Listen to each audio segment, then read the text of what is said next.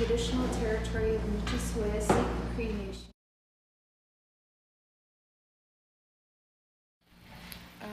Approval of the agenda as circulated. You forgot Lawson. Oh, sorry. Trustee Lawson is joining us via Zoom before the approval of the agenda. Okay, now approval of the agenda as circulated. Trustee Humby. Oh, second. Trustee Tomaszewski. All in favor? Adoption of the minutes from January 31st, 2023. Oh, yeah. Trustee Tomaszewski. Trustee Humby. All in favor? And now for our presentation. Mr. Harwood, principal of Deerwood Elementary School, along with students from the Tech Club Marker Space, will be providing an update on some of the activities that have been taking place in their school. Mathletics, Math Seeds Challenge, Active Start, and Marker Space are some of the exciting programs that they will be discussing. Hi, Frank. Hello. I have with me Seth.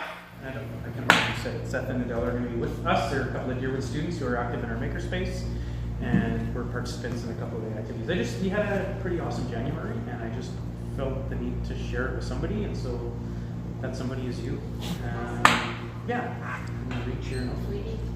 I'm okay. During, some of you might be familiar that I think most of the schools in our district, lots of times as a supplement to the math curriculum, have a program we use called Mathletics. We've expanded that. The same people who make Mathletics also make a program called Math Seeds. So a lot of our younger grades, K to 2, are using Math Seeds. And I think, personally, one of the best things about Mathletics, Math Seeds, is it gives an opportunity for kids and parents to do math outside of school. And so, again, just as a supplement. And we can track progress in students. And so during January, we had a challenge. One of the cool features that Mathletics has is it can track when parents of students are logging into Mathletics outside of school hours.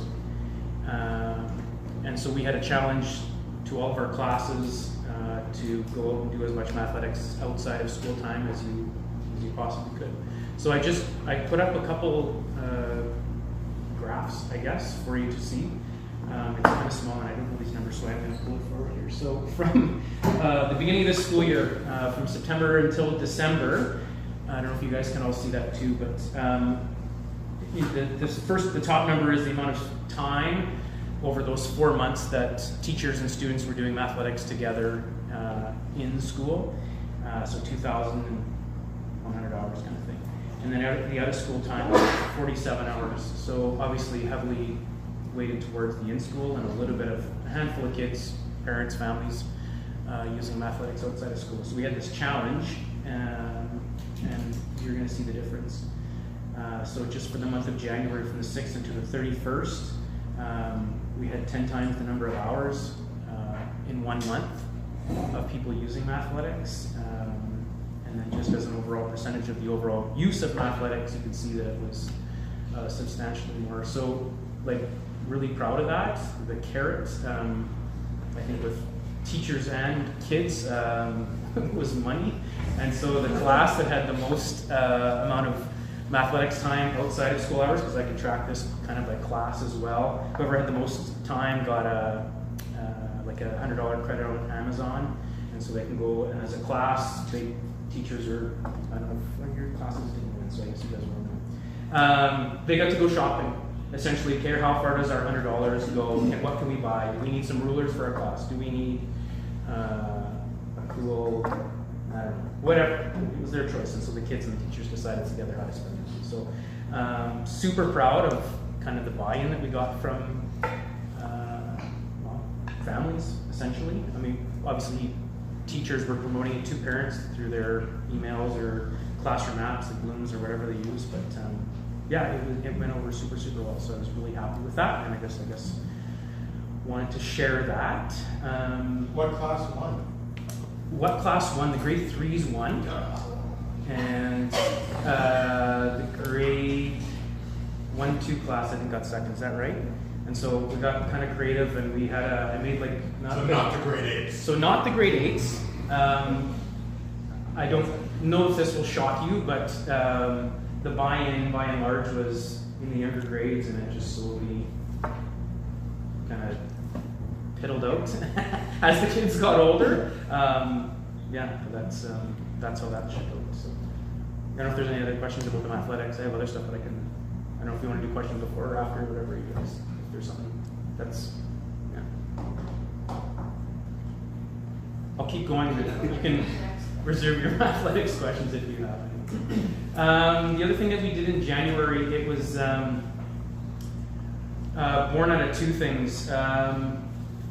We had an active start, and so the start of every day in January from, well, we play O Canada at 9 o'clock, we do our announcements, and as soon as announcements are done, I would announce, okay, we're starting our active start. And Deerwood School, the way that it's built is it's built beautifully for active start. It's essentially a walking track if you think about the way the school's laid out. And so what we did was kids spent the first 10 minutes roughly of the day at 9:15 we would call our quits, and classes were kind of starting at 9:20, and the kids just got to walk. Not exception, but I just heard Adele whisper in my ear, or run. And so there is no running in the hallways at Deerwood School, but we allow kids to run it in the gym. And so again, the way the school is built, there's kind of like this, you can walk in behind the gym, there's a little hallway in behind our gym, or if you wanted to run, you could go into the gym and run. You could run a lap, you could run the entire time. That was kind of up to you. So there were two goals of this active start. Myself and our principal and our teacher, or my vice principal and our teachers were talking about, we feel like during the pandemic we lost a little bit of the sense of community in our school. We had some of the younger kids who had never visited the big kids side of the school, had never seen the junior high hallway. We lost opportunities like reading buddies, and yeah, it was noticeable, and so obviously pushed reading buddies and stuff. We also thought that this was a way to engage community in our school as well. And like the picture that I'm showing you is something that I completely stole it off Twitter, and it was like the day before we were starting Active Start. This came through my Twitter feed, and so it was almost like a sign, like, okay, yes, we are doing the right thing here. It was, I don't know, and it's just that kids that are physically active, their brains are stimulated, they're ready to learn. And we had a little debrief, both in our January staff meeting and in our February staff meeting, and by and large, the feedback from teachers was positive. Lots of the junior highs got their social stuff out of the way, kind of got their morning chat in while that they were walking. The younger kids the teachers were reporting the younger students there was more engagement in their morning meetings when they do calendar and their routines. So yeah, it was amazing. I'm totally biased because I'm a former phys ed teacher, so I love the physical activity piece, but the other stuff that came of it was really, really awesome. I think I have another slide on Active Start here. Yeah, just some pictures that I took.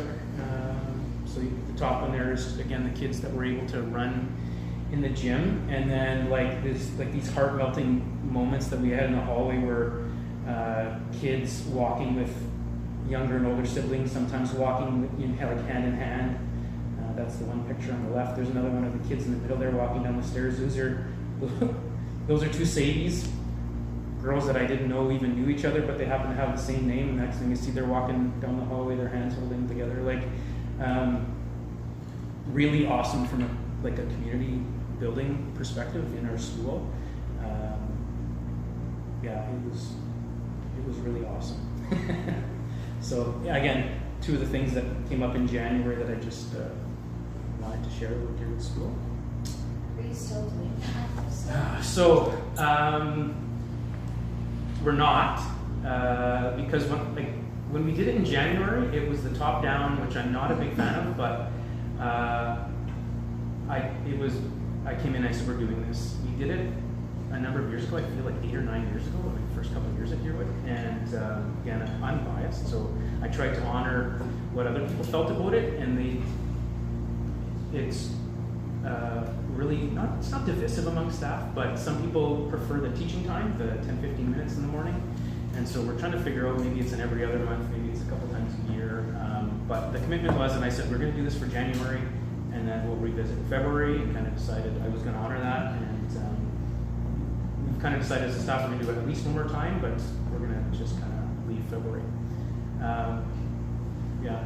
Anecdotally, I guess it's the question came, way less kids coming down to the office in January. So I don't know if that's, I mean, again, that's anecdotal. I don't have the data to support that, but and maybe it's a result of a break over Christmas and kids get to push the reset button. I don't know, but like noticeably way less discipline issues for me in January. Maybe they were just saving them all up because we had quite a few in February. I don't know, but yeah. And do the students like that? Students like not coming to the office. No, the walking. Oh, yeah. Like, so I heard rumors of, I heard about all these petitions that were going to get written to keep it going, and which I never ended up getting, which I was kind of disappointed by. But by and large, for the students, I think they love it. Like, yeah. So it's yeah, where it goes from here, we'll see. But I would definitely, again, I don't want to, from a staff and community building perspective in our school, I don't want it to be the top down, okay, we're doing this. I honor that some of the teachers feel like they've got to get through content and stuff, but sometimes there's ideas when we do these kind of It things. would be nice if it was more on Wednesdays. Yeah, maybe that's what it looks like, I don't know. So part of it, like, and just logistically, like, yeah, I shouldn't say that. Like, so we had the bells, we altered recess, so the bells were all managed. Maybe it looks like walking Wednesdays. Yeah, I don't know. Yeah, but it will be back, just not for February. I don't know if there's any other questions about Active Start. What did you guys think? You got to be at Active Start. Here I'm doing all the talking and I got to decide what to say. Are you a fan? Yeah? What did you do during Active Start? Who did you walk with? My friend Jack.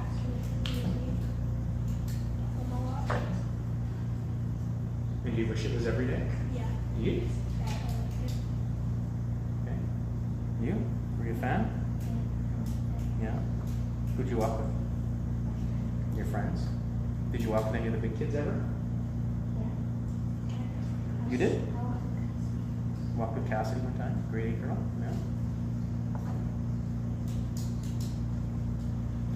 Yeah. Just, Trustee Lawson, do you have any questions? Because we can't see you right now. So we don't know if you have your hand up or anything. I guess kind of a question, but I mean, I know that our education system is what, like 150 years old, and you're always trying to find new ways to deliver the curriculum. So I can appreciate getting those brain waves going with the 50-minute walk. Is there a way where you can satisfy both the students and the teachers and incorporate some sort of curriculum in this? Yeah, and I don't know if they did, but it was definitely tried that. So I don't have many grade 4s here.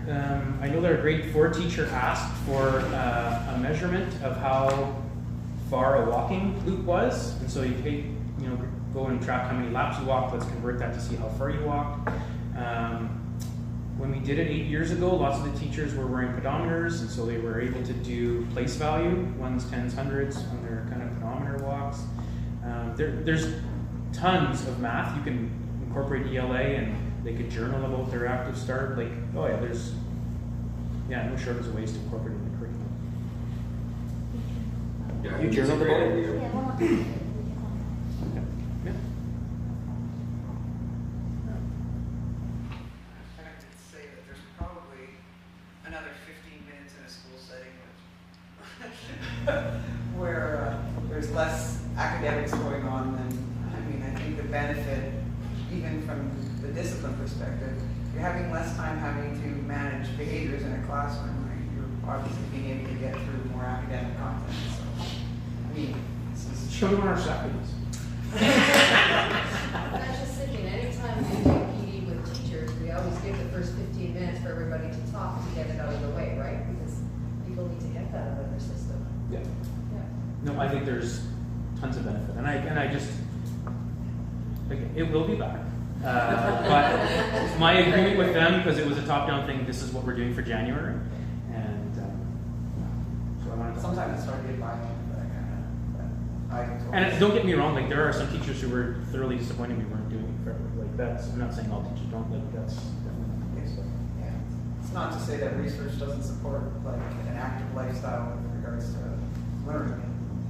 And I was gonna say, maybe you need to make it like a research study where you actually see if there's any correlation between your active start and. It's really, so that's part of my plan is I have like, we have all of our discipline data for January, and so I can compare Yeah, to February and say, look guys, here's what I'm dealing with. Are you seeing similar stuff? in your I'd say your class? uptake in February is probably. Yep, there's a plan. I'm going to carry on. This is primarily why I brought my sidekicks here. Last year, I don't know if, I suspect there's maybe other schools who presented on this already. We didn't either, we probably just weren't ready, but we didn't present on our Makerspace last year. There were other schools who received these Teacher Idea Fund grants. I think they're still out there. I think they're still, I see some nods. And we applied for a Makerspace, and I'll explain what a Makerspace is in a second, but for $25,000, just under $25,000. And so it's to buy a variety of equipment. We had a classroom sitting empty. Essentially, the concept of a makerspace is giving kids the opportunity to be creative and make stuff at the most basic level. It's Legos, like all of our little kids use, and it's incredibly popular. But then as they get older, sometimes working into tech, which is kind of like, I'm far from an expert, but I'm kind of a bit of a tech nerd, so I'm curious about that stuff. That's kind of where I've gone with it. We had a teacher last year who was really into sewing. We got a couple of sewing machines, and some of the kids were making scrunchies for their hair.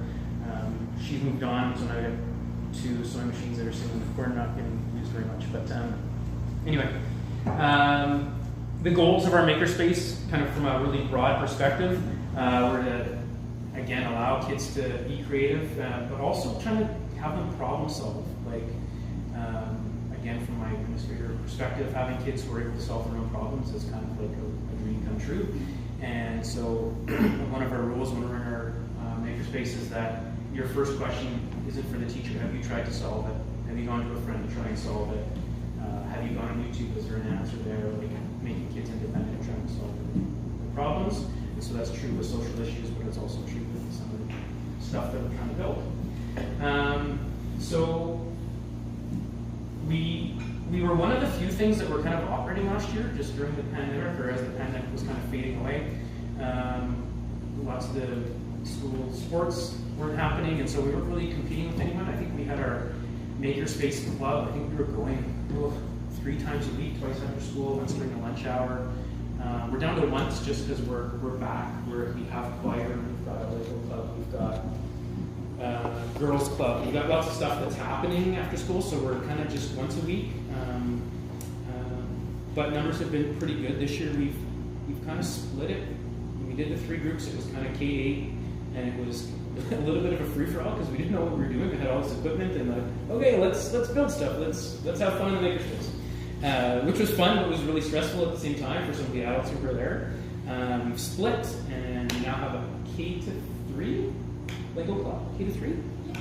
K-3 Lego club, and then 4 to 8 is the makerspace tech club, where the kids are doing all sorts of stuff. We're going to show you some of the stuff that we're doing. 3 days. We got a couple of grade 3s who have begged to come to the tech clubs. Some of the things that we're doing, I think the coolest, maybe, I don't know, it's the piece that gets the most traction is the 3D printing.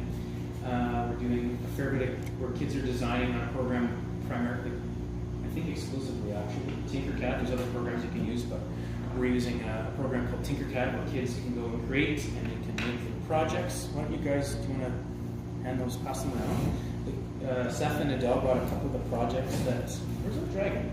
Is the dragon back there? You can pass them. Seth can pass yours. So So these are just a couple of the projects that we printed. In January, the Tech Club had a phone holder challenge. And so a couple of the squared off things that you see there are phone holders. So I should have sent the phone around with it, but essentially it's a way to prop up your phone or your tablet. So Seth's is kind of probably built for a tablet. It's a little bit bigger. We also, Adele, and we challenged a couple of them to make cookie cutters. So the white little present is a cookie cutter. We made that around Christmas time. Did you make that tickets up there? Or that's that's Sash's, yeah. Or maybe no, that was Jack's. That was Jack's project, sorry. There's Jack's cookie cutter is on the screen. We did Christmas ornaments. I would say as part of our tech club, 3D printing is probably the most popular. Would you guys agree that that's kind of the most popular activity? It's, it's cool. And Scratch. Well, we'll explain what Scratch is in a second. Is it expensive to? Great question. Thanks to the $25,000, we were able to buy a couple of 3D printers. Those are expensive. And I've learned a little bit more since buying them. They don't. Some of the at-home 3D printers, you can get a reasonable 3D printer for $1,000. The ones that we got, that to make probably cost, I don't know, maybe $1 or $2. Yeah. So the printer's the expensive piece. So the phone holders had to be personalized. So Adele made hers as the 9 3/4 platform from Harry Potter. So we're learning through our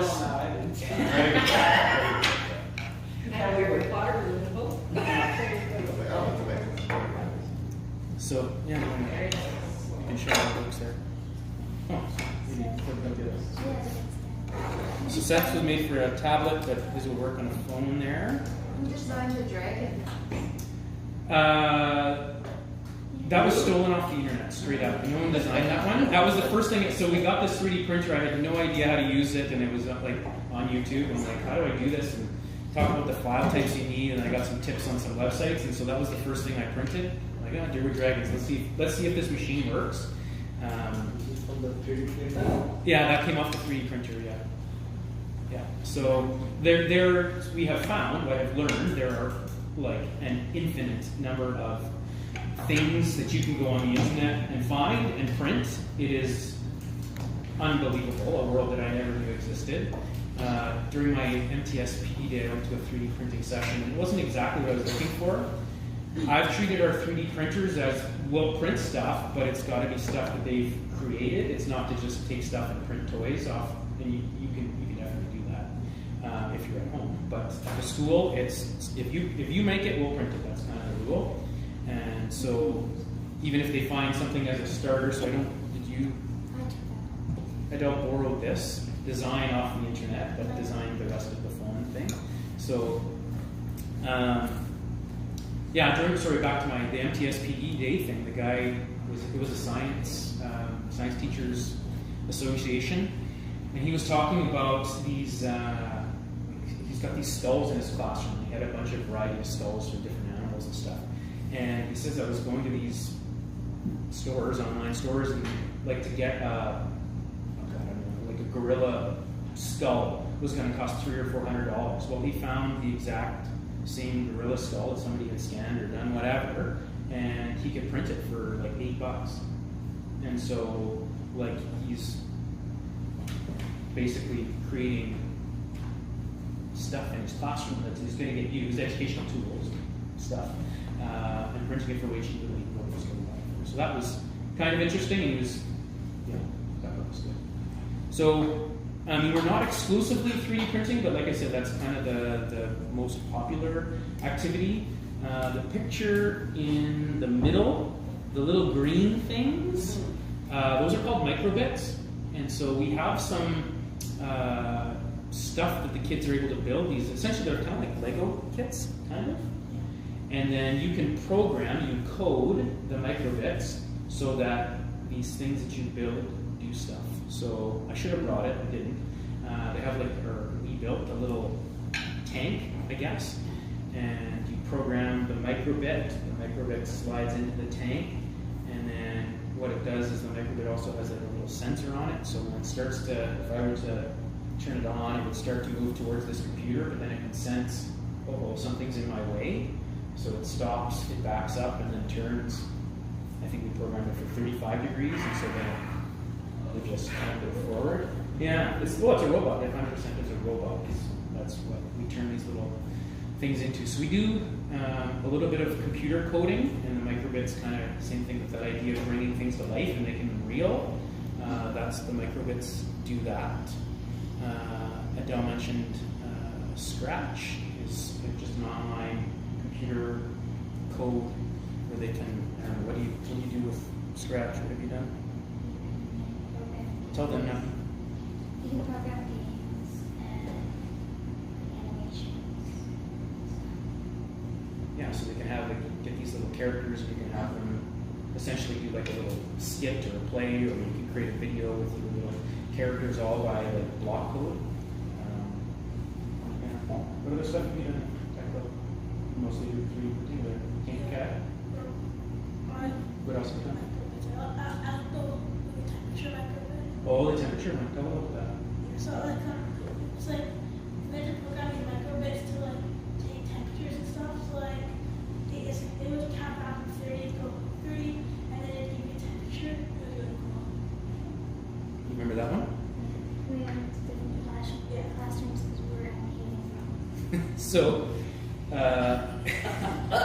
I frequently get reminders from my teachers about the temperature in classrooms, and so we've turned this into a little fun activity. So the students took these microbits. The microbits have temperature sensors on them as well, and so we talked about.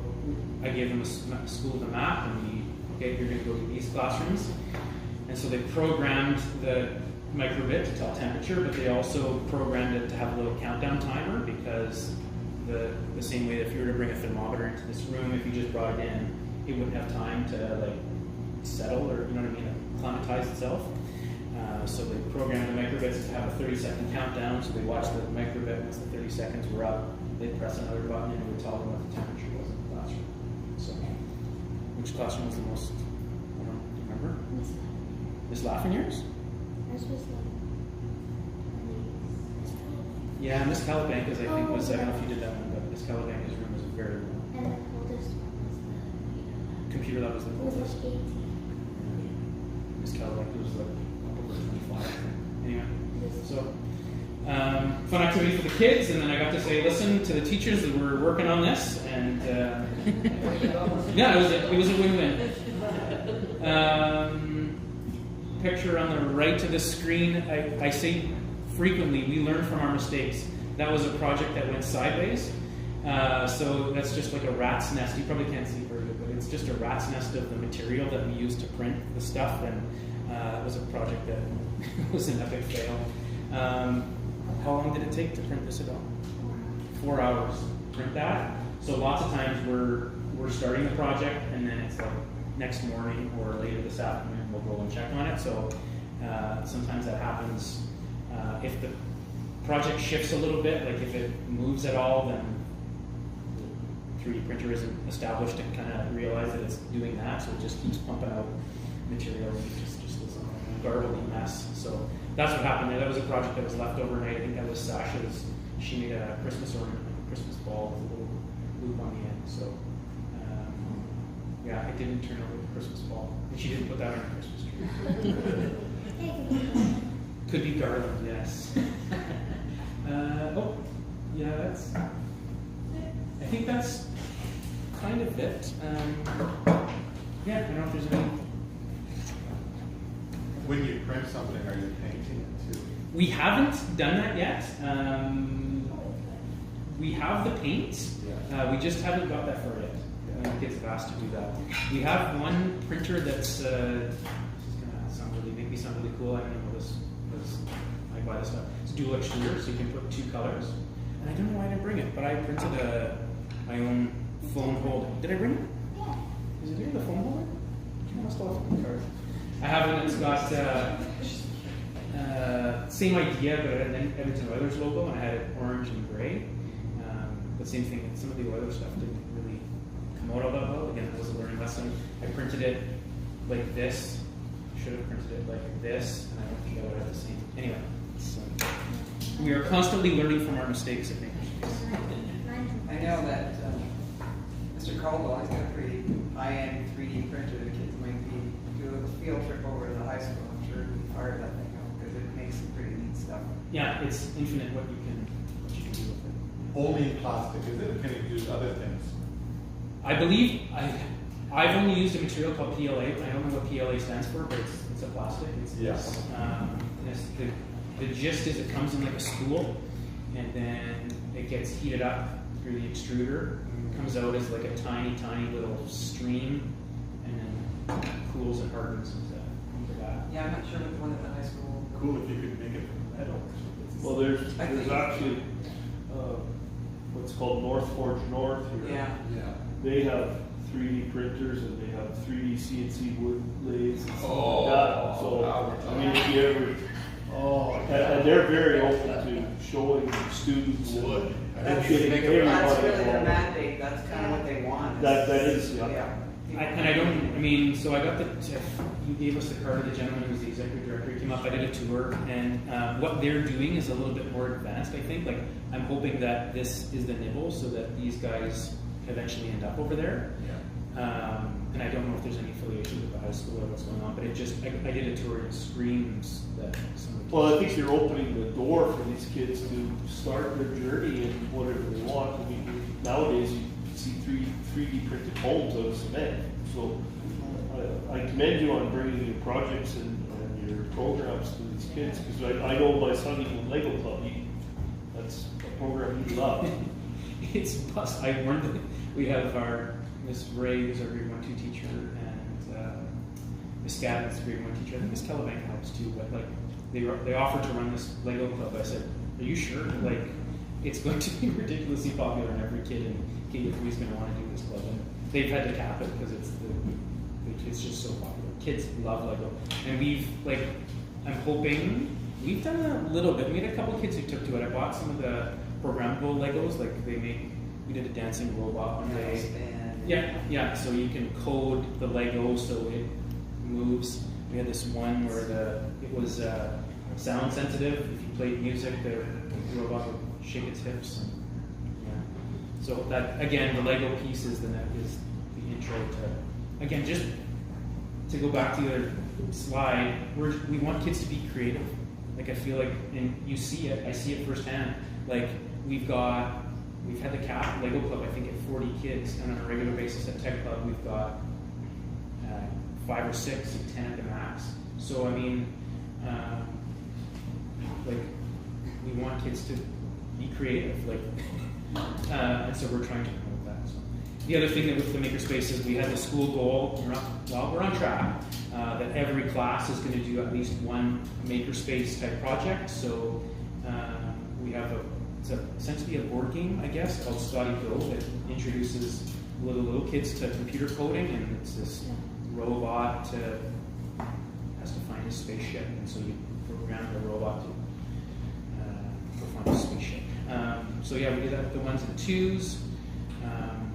They don't know yet, but the grade 3s are going to do these things called squishy circuits, where they're going to build a couple different things. They build a lobster. You guys did the squishy circuit, right?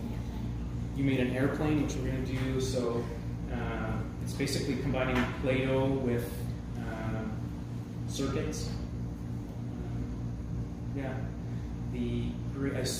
Adele, kudos to her, knows the plant and animal cells over here. The grade 8s are doing plant cells. We're going to use the Tinkercad to design a plant instead of just having the kids draw the vacuole and the mitochondria. They're going to go on the Tinkercad and they're going to build it. Oh, Tinkercad is the program. That's like an AutoCAD, is it? Yep. Careful. Man, I wish I was 15 I was again. just saying, Totally. things Be going on. careful because it's really addictive. Our grade 8 science class right now is doing water, floods, and so the grade 8s are going to, I've built a couple of templates, I guess, is that what we call it? Like oceanfront properties. Okay, this is a problem. How are we going to mitigate floods? Are you going to rebuild this house up on stilts? Are we going to create berms? Are we going to, what do you think? So they're going to do that to your head. No, I can't take your nap. It's addictive. Be careful. He's already on it. Is it Christmas yet? Because I'm asking for this. Birthday? Birthday. Valentine's Day. I don't get stuff on Valentine's Day. I'm waiting. Like, I thought this would be like a 15 minute, guys. I'm talking too much. I'm sorry. I didn't. It's because you're the first principal to come visit us, so you Well, can- I just- bring it. Again, January was a pretty fantastic month at Deerwood, and I started by saying I had to tell somebody, and then you guys told somebody. So. Thank you. Thank you. And thank you to your helpers. Yeah, just so your helpers know, we normally have a gift card here, but we don't have it right now. So you both will be sent in interoffice mail a gift card. And I'm gonna come over there. What's it? What's your last name? That's what I said. I looked at him. I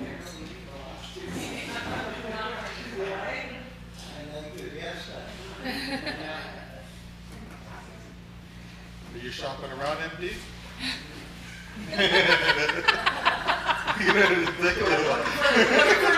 Looking for a new look. I think you can pull it off. Turn off your Tinker Cat now. Well, I'm keeping this up. He's got a printed copy of the agenda. He's all good. Yeah. This is what when I was a teenager. We were first.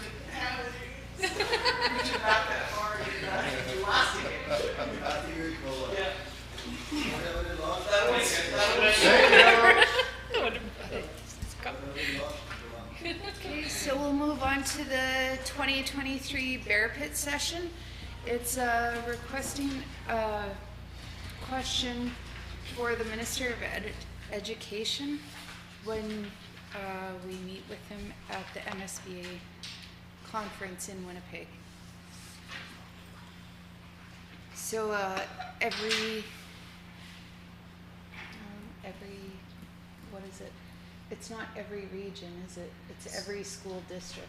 So the questions will go into your Taylor Campbell, and then he'll put them together because a lot of the questions will be very similar, and he'll be the one that's asking all the questions at the very session.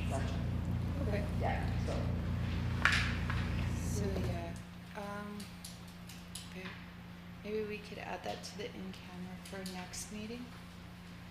And if anyone has a question specifically, to bring it and we can discuss. We will have time for that. It's due March 1st, it said? March Yeah. 1st. Yes, we have one more meeting. So we have one more meeting before? Yeah. I have some topics, some big picture topics. I've not phrased them into questions. But exams, those articles, I like to know what the province, some districts are moving towards abolishing high school exams, others not. I'd like to know what the province envisions, if that's what they envisioned, the hands-off approach. The second thing is they're wobbling around provincials. That's an issue. And in the press, there's a lot of talk, and we know this, from COVID. Students are not at the grade level that they should be. We know this.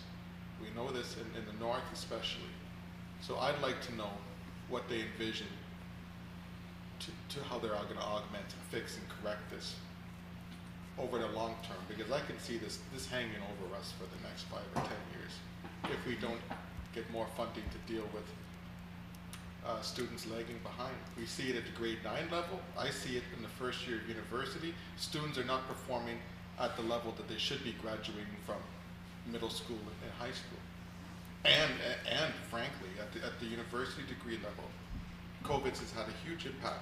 And not just on the academic side, but also on the trade side. Yes. I'm seeing that with the kids that are graduating out of the heavy duty programs, they don't have the hands-on because of COVID. Yes. So I'd like to know if the province is going to take some leadership on this, or we just all cut and paste our own answers. Yeah. It doesn't have a cap on. It doesn't have a cap on the amount of questions, right? not guaranteed all to be asked either, if there's time constraints. They'll choose the questions, we could submit as many as we wish. Okay. Now we'll hear from the Superintendent of Human Resources and Policies report. I submitted a written report. I went to Nipissing University for Friday, February 3rd, and that's in North Bay, Ontario. And I spoke with probably upwards of 70 to 100 different candidates. Things were kind of in my favor. It was minus 45 below zero in North Bay that day, so that's cold. So there were lots of exhibitors that didn't show up. So yeah, had lots of action at the booth. I was giving away hats and actually face warmers, so I was like, oh, then I said, like, this is Thompson cold, 45 below zero. I received resumes from over 25 candidates, like actual physical resumes. All the feedback I received was extremely positive. Like, on more than one occasion, I was told that the Mr. Lake booth was very enjoyable to visit. I'm confident that the students were extremely interested in the possibility of actually working for the district after they've had an opportunity to learn more about our community and about our school district. Upcoming, Lucy Mayer, the principal of Juniper School, and myself will be attending the University of Manitoba's Education Career Fair on the 21st and 22nd. So on the 21st, it's, you know, the exhibits and kind of your, you know, you set up, you give away your swag, and then people come around it. And then on the 22nd, the day is blocked for interviews. At this point, right now, I have 4 interviews scheduled. So they basically went into the university, they submitted their resumes to me online, and then I booked interviews with them. So these people have some legitimate interest. I've been in situations where I've had more already pre-scheduled prior to this fair, and this is the first fair, actual personal fair coming out of COVID. I anticipate that I'll be able to get a few more interviews after we set up and start giving away swag, and yeah. Out of curiosity, in Winnipeg, is there a surplus of teachers right now, or are they as hard up as we No, are? I believe that even the cities are feeling. They're feeling it yeah, maybe not so much the cities, but like even some of the smaller outlying communities around the city. Yeah, there's a shortage. There's a shortage. Yeah, Okay. we're It's hearing a this all provincial over the thing. province. Oh, okay. Yeah, for sure. Yeah. Just some professional development. On the 31st of January, I attended a Zoom session. Basically, it was our insurance provider, the hub, and it just went through our student, staff, and volunteer accident and travel insurance plans. So just kind of gave an overview of those things. On February the 9th, I had a Zoom meeting with Lucinda Marigero, and she's the Assistant Director of the Manitoba Accessibility Compliance Secretariat, and she reviewed our administrative procedures to ensure that we were meeting the requirements. She was extremely impressed with our level of compliance with regards to the administrative procedures we have with the accessibility legislation. We have all the required ones, procedures, and have completed all the appropriate training. She did explain that there would be a requirement for the district to develop an additional admin procedure to comply with the new to comply with the new accessible information and communication standards. The deadline for the development of this admin procedure will be May of 2024. She also indicated that the district's accessibility plan needs to be updated for the 2023-24 school year by the end of March, which will happen.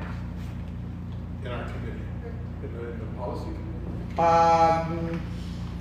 We could do that in policy as a routine, and yeah, sure, if we wanted to. Any questions?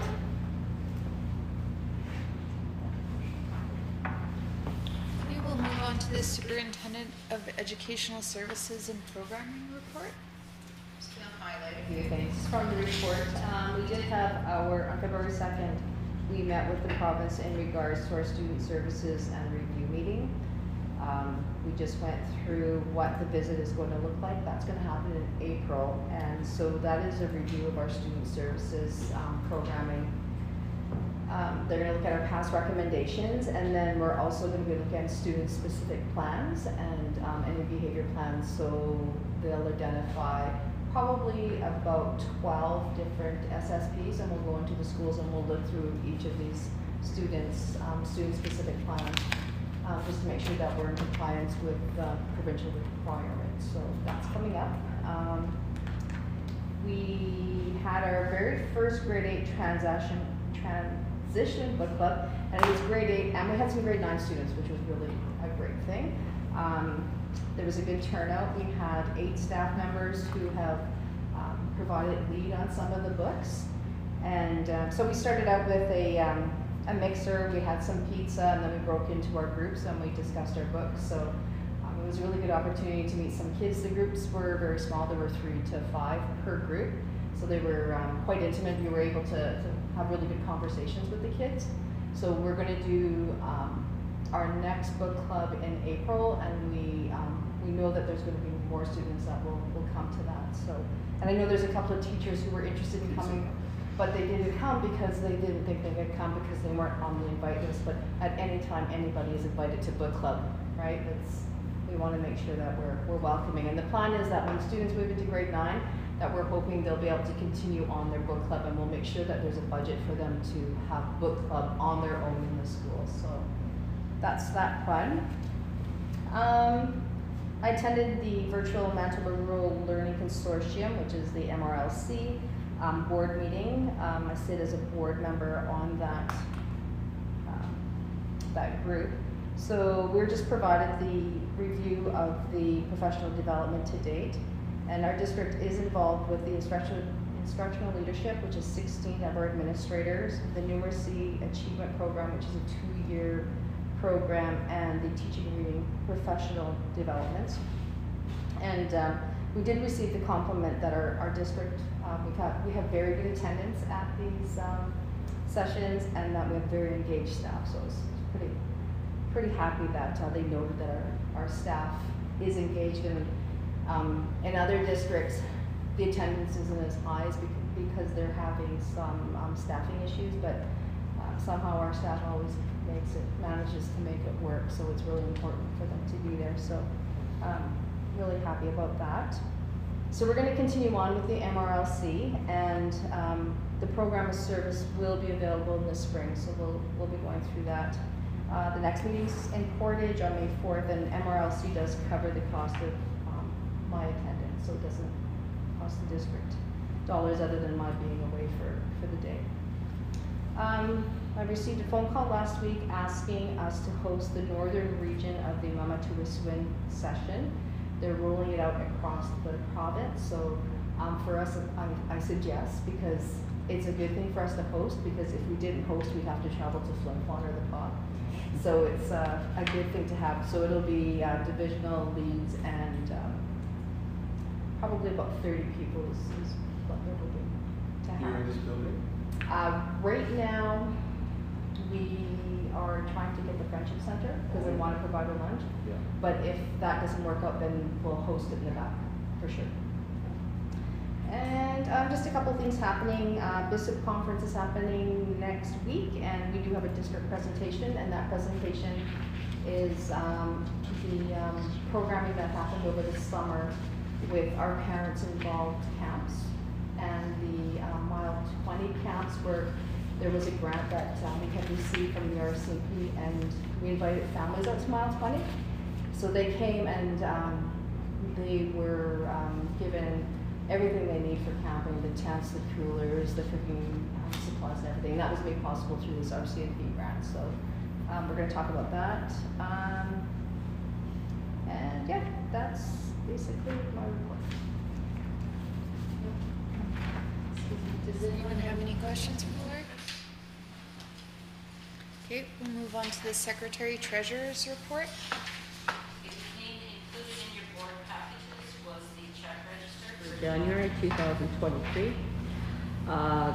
We have accounts payable of $2,548,419.65. Included in that of payroll-related costs of $1,441,167.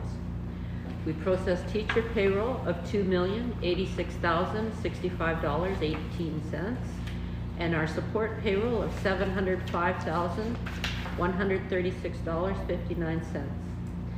My recommendation is that the expenditures for January 2023 in the total amount of $5,339,621.42 be approved.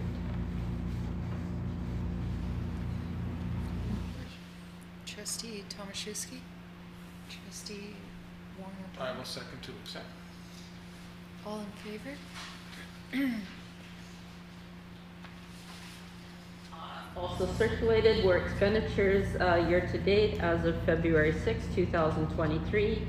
As in previous weeks, we are tracking on plan fairly well. No surprises at this time. On February 6th, we were 49.74% through our school year. Our expenses year-to-date, including summer accrual pays, 48.1%. So that's coming along nicely. Our financial dashboard is as of February 9th. There has been no change at this time to the undesignated operating surplus. The province had announced that we would receive our in-year adjustment, but that has been delayed at this time due to some technical errors. So I expect for next board meeting we will have more information regarding that adjustment. We have no other additional current year funding announced at this time. We do have, with regards to our breakfast and snack programs, we received an additional $10,000 this past month from MKO. And so at this time we have $155,300 in funding from external sources. And we have spent 25.9% of that into snacks and breakfast and milk programs. We have spent $40,203.05. The last item I have is to remind everyone that we have our public budget meeting scheduled for March 1st here at the school board office at 6:00 p.m. We'll be presenting the 2023-2024 budget, and Paul has graciously offered to come and attend this exciting session, so hope to see you then. Any questions? I just have a question about that snack program. Is that evenly divided throughout the division? The snack program? Yeah, like the money in that account. No, every school will apply for different funding. So there's various levels. Right now, the two major school recipients are Brentwood School and Wapanuck School have the largest in-school snack program funding sources.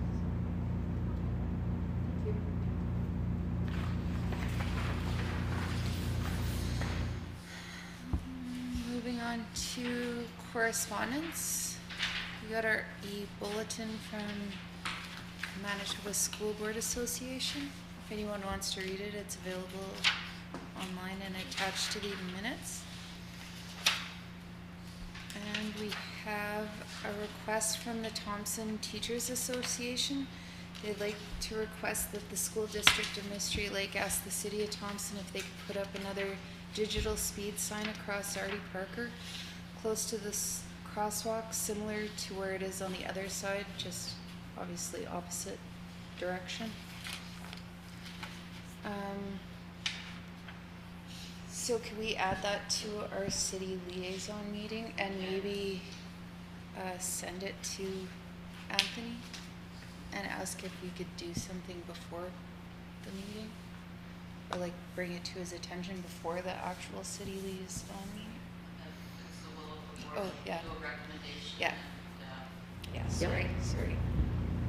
Those were given to the city of the program, were they not? Yeah, So whether they can, I don't think they have another one because I know the last one was used at Wapanuck. But we could always so ask. Do you want Could to ask add it. this item to city liaison? So the recommendation would be to add this,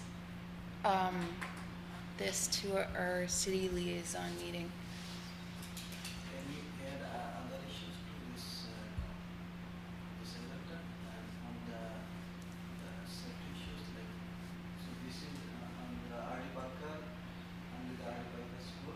Yeah, but right now we're just talking about this issue. The other issues that we want to add later, they'll be added later. So right now we're just talking about the sign. Mike, did you have something you wanted to add? I thought I seen your hand. Just that I think there's also an avenue to have, and I don't know what Andy just said, but a conversation around safety with traffic around our schools. I think it's also a bigger issue, like speaking to TTA's concern of drivers around our schools. I don't know if that's a conversation I have with RCMP as well. Like Burntwood School is a gong show at lunchtime and after school and stuff, so. Okay, so right now the recommendation is that this be added to the agenda for the city liaison meeting. Yeah, Can I get a Trustee Warner Brown mover? can move that. Yeah. Seconder? All in favor? Oh, Trustee Tomaszewski. And then I think it can spark that dialogue that Trustee Lawson was talking about. Yeah. Yeah, absolutely,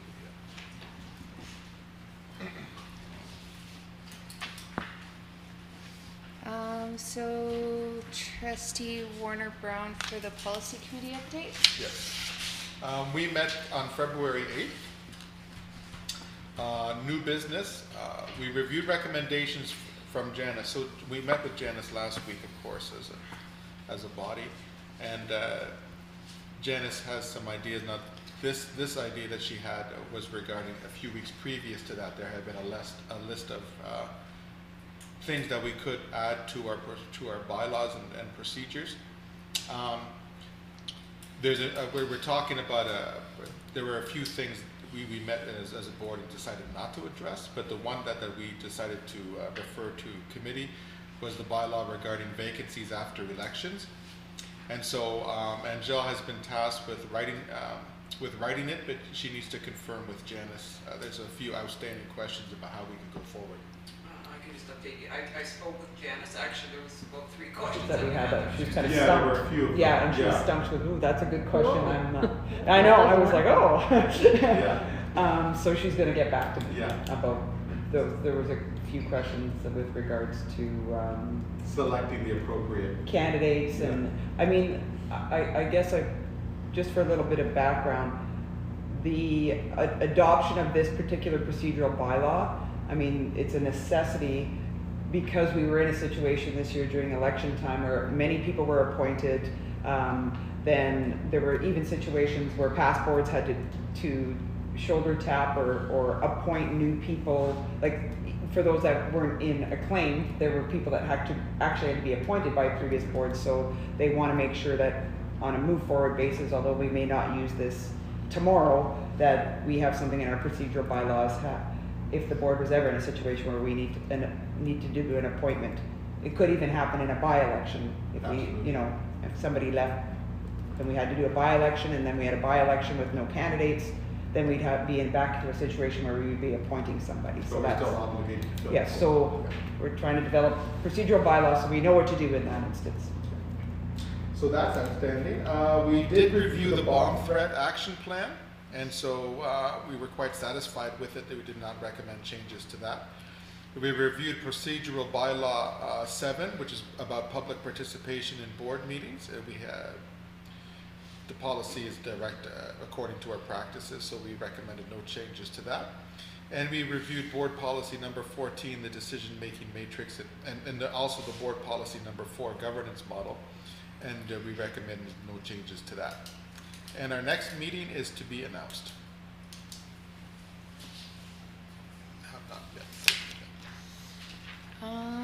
Education and Programming Committee, Trustee Humby. We haven't met since the January 31st, our last board meeting. So the next date is to be announced. Okay. Is it Public Relations, Trustee Tomaszewski.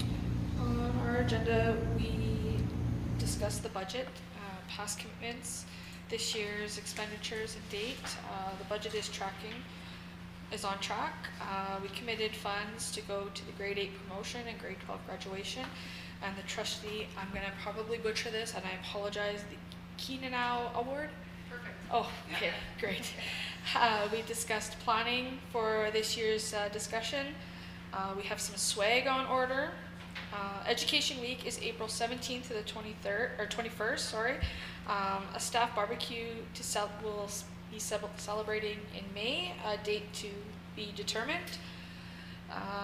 The senior basketball provincials are March 17th and 18th. We have purchased towels. Trustee Humby will be available after 5. And our next date is to be determined for our next meeting. Thank you. Finance, property, and personnel, Trustee Lawson. Yeah, so we met last Thursday, February 9th. Really the only major item that we had was the trustee indemnity. We decided to table that until our next finance meeting, as we are currently in negotiations and didn't feel appropriate to deal with trustee indemnity while we're in negotiations. We will have to deal with that until or before May, where it will receive its first of the 3 readings. So, is it May 1st, Kelly? May 31st. May 31st. Oh yeah, sorry. I knew there was a 1 in there. And that's it. Okay, trustee comments. We'll start with you, Trustee Lawson. No real comments for what I've been doing in Thompson, as I'm not there, but I do want to say it was great to hear about Deerwood School and the students. Great to see students outside the school. I really appreciated the different aspects of the math and trying to get kids involved in math outside of school, and just always great to see principals or teachers and students at the board table. Trustee Humby. Just to echo what Trustee Lawson said, it was really nice to have you in school present today. I really appreciated hearing from the schools themselves and seeing the excitement and the kids and the staff and some of the initiatives that they're taking. So thank you. I think I gave the active start, so it's a great idea to start with the kids. We are engaging the online activities that we are seeing and every day doing the laptop or the tabs, so this will get started, so 10 to 15 minutes to start for the kids. Engaging the kids, it's a good start. Mostly just to repeat what everybody else has said, say to our superintendents that when you're having your staff meetings, you can invite other principals to come in and give us a rundown on what kind of programs they're doing with their students. Yeah.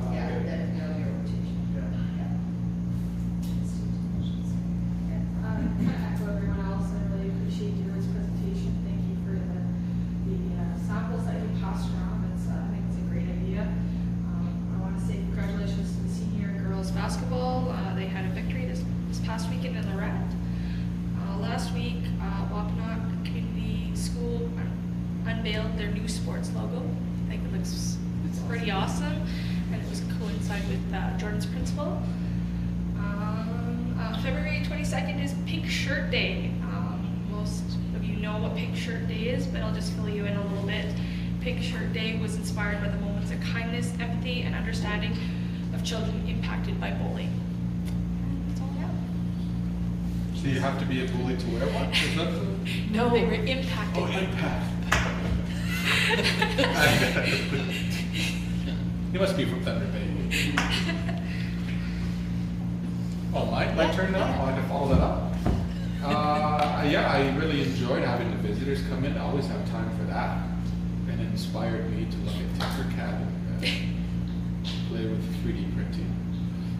And I look forward to future talks with anything bringing teachers or students or principals in. I always have time for that. We might not have money for it, we have time. I just wanted to echo what everyone else had already said about Deerwood School. Thank you for the presentation. It was awesome to hear. Really awesome to bring the kids and show us their projects and what they're doing. Also, thank you to Burntwood School grade 3 classes for allowing me to come and read there, and Wampanoag grade 6 classes.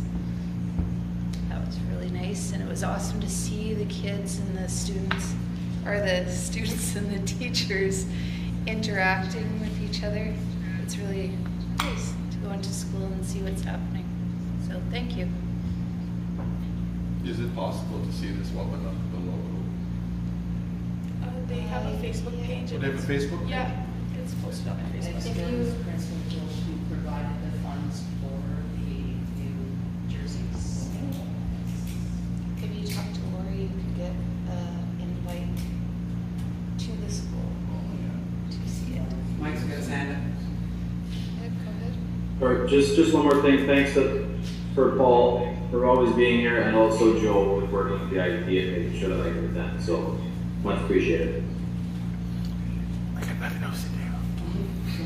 You got a thumbs up, Paul.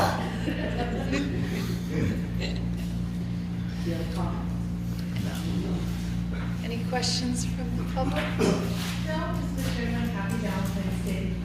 Yes, happy Thank Valentine's you. Day. Okay, we will move into camera for a second session.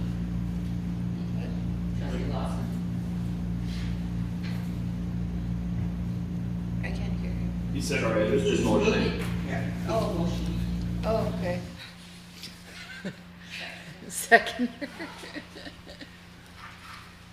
Trustee Humby. All in favor? Say you.